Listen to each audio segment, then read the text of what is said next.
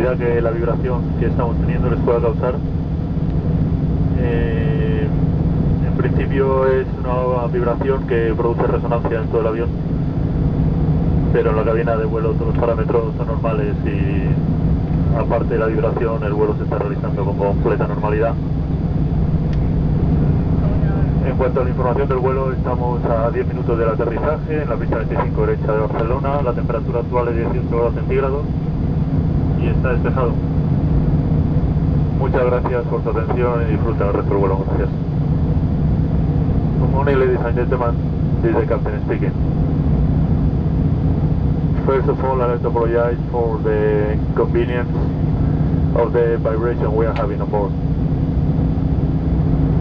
All the flight parameters in the cockpit are completely normal. And we are estimating Barcelona in 10 minutes from now. Temperature 18 degrees Celsius, the sky is clear. Thank you for your attention and enjoy the rest of the flight. Thank you.